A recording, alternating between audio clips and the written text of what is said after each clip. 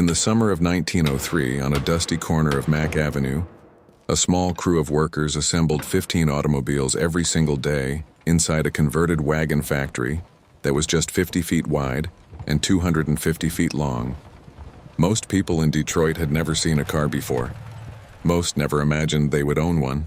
This humble wooden building, rented for $75 a month, would become the birthplace of the Ford Motor Company and the starting point of a revolution that would transform Detroit from a modest Midwestern manufacturing town into the most powerful industrial city on earth. But before Henry Ford opened those factory doors on June 16th, Detroit was a completely different place. The city you are about to see existed in a world without mass-produced automobiles, without assembly lines, without the roar of engines filling the streets. What you will discover is a city that ran on horses, sweat, and the rhythm of electric streetcars clanging down brick-paved avenues. Stand with me now on Woodward Avenue in the year 1900. Detroit is home to 285,000 people, making it the 13th largest city in the United States. You would see a skyline dominated by church steeples and modest commercial buildings, nothing taller than 6 or 7 stories. Brick streets stretch before you, lined with electric streetlights that had only recently replaced gas lamps. The air smells of coal smoke, horse manure, and the faint metallic tang of foundry work drifting from factory districts near the river. Every 60 seconds during morning rush, an electric trolley car rattles past, sparks flying from the overhead wire as workers commute to their jobs. Horse-drawn delivery wagons clop along the street at 2 miles per hour, hauling coal, lumber, and goods to storefronts. Carriages carrying businessmen in bowler hats move faster, averaging 6 miles per hour, weaving through the slower freight traffic. Detroit in 1903 was already an industrial powerhouse, but it was not making cars. It was making stoves.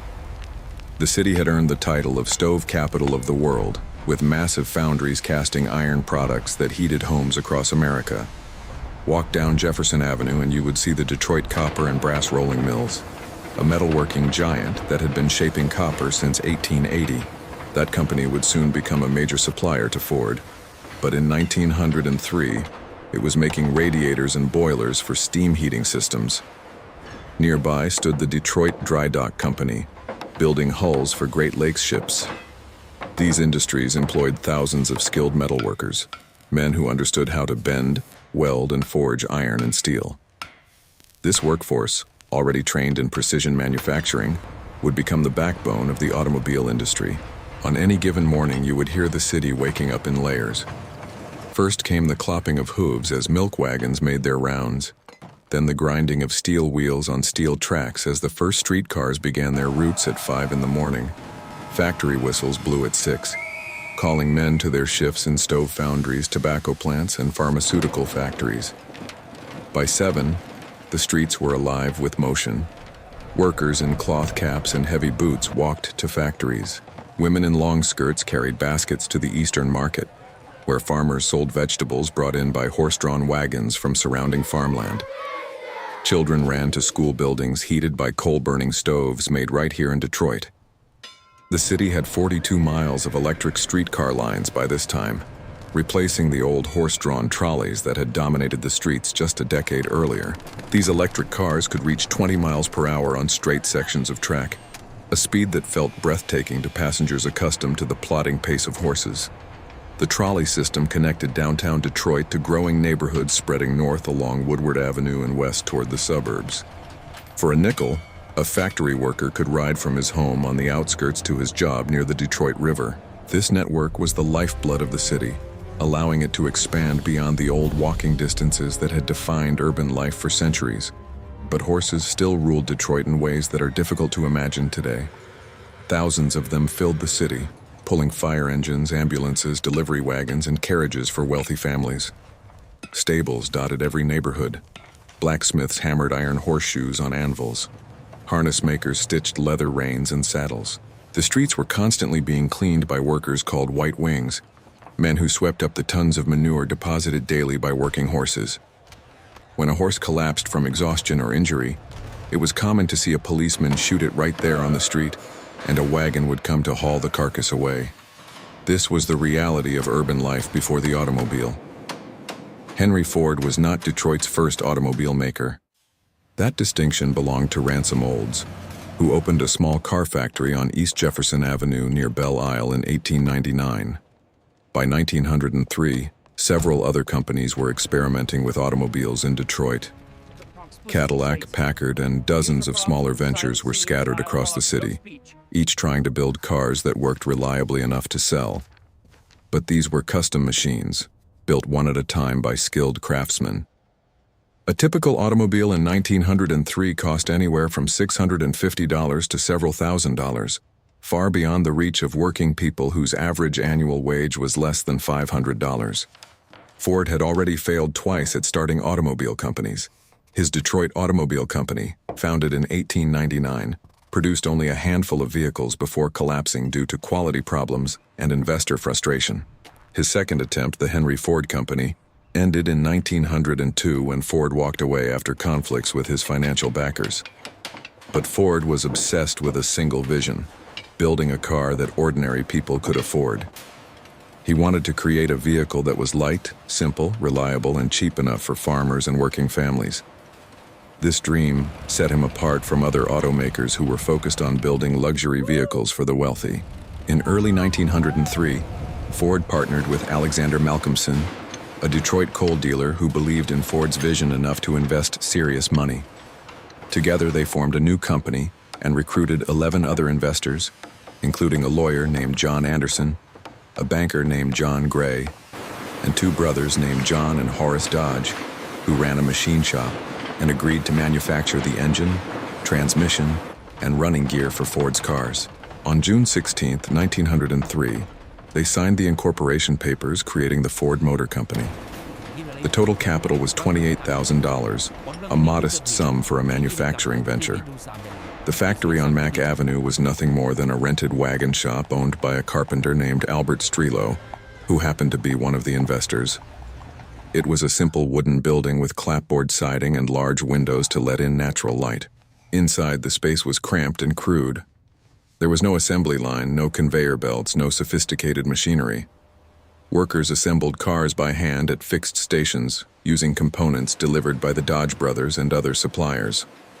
The first car, a Model A runabout that seated 2 people, was completed in July of 1903. It had a 2-cylinder engine producing 8 horsepower and could reach a top speed of 30 miles per hour. It sold for $850. Production was agonizingly slow at first. The small crew of workers could only finish about 15 cars per day, and that was when everything went smoothly. By late 1903, Ford added a second story to the building to create more space for painting and storage. The workforce grew to about 40 men by the spring of 1904.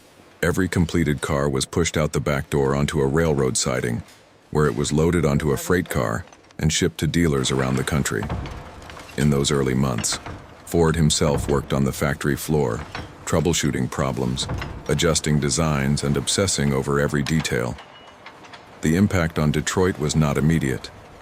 In 1903, most people in the city still viewed automobiles as expensive toys for rich people.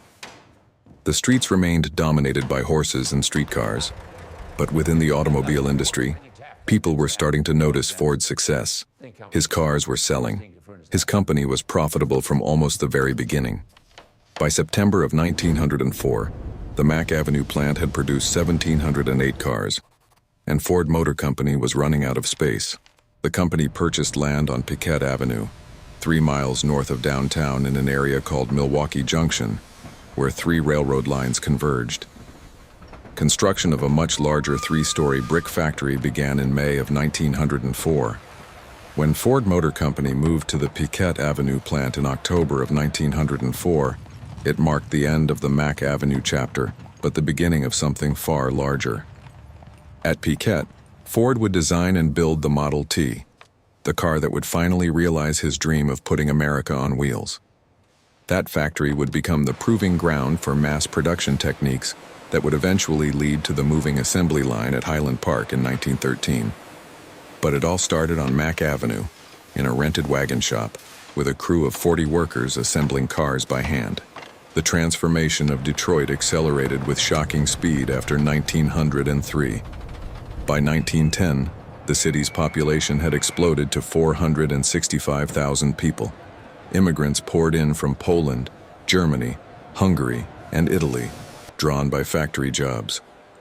Black Americans began arriving from the South, part of the Great Migration that would reshape the city's demographics. By 1920, Detroit's population reached nearly 1 million, making it the fourth largest city in America. Entire neighborhoods sprang up almost overnight to house the workers flooding into automobile factories. The hub-and-spoke street pattern designed after the Great Fire of 1805, with grand diagonal boulevards radiating from Campus Martius, became choked with traffic as cars replaced horses. Ford's $5 a day wage, announced in January of 1914, sent shockwaves through the industrial world. Overnight, Ford doubled the pay of his workers, vaulting thousands of low-skilled laborers into the middle class. Men who assembled cars could now afford to buy the very vehicles they built. This created a virtuous cycle of production and consumption that defined the American economy for decades. Other Detroit automakers were forced to follow Ford's lead or lose their workers. The city became a magnet for anyone willing to work hard for good wages. Employment agencies set up booths at train stations to recruit arriving workers directly off the platforms. The automobile industry demanded vast quantities of materials. Detroit's existing metalworking infrastructure, built to serve the stove and shipbuilding industries, pivoted to serve the car makers. The Michigan Alkali Company and Solvay Process Company extracted salt from underground deposits and used it to produce chemicals needed for glass manufacturing. Lumber from Michigan's northern forests became floorboards and structural frames. Iron ore from Minnesota's Mesabi Range arrived by Great Lakes freighters and was smelted into steel at mills along the Detroit River. The city became a node in a continental supply chain, pulling raw materials from across North America and sending finished automobiles to every corner of the country. By the 1920s, Detroit had become the arsenal of democracy, a title it would earn again during World War II when its factories switched from making cars to making tanks, aircraft, and weapons. 2 out of every 3 cars on American roads by 1929 were Model T Fords. The city's skyline had been transformed by skyscrapers housing banks, insurance companies, and corporate headquarters. Woodward Avenue, once a quiet residential street, became a canyon of commerce lined with department stores, theaters, and hotels. The old horse-drawn city was gone, replaced by a landscape of concrete, steel, and internal combustion engines. Today, Detroit stands as a testament to both the power and the fragility of industrial might.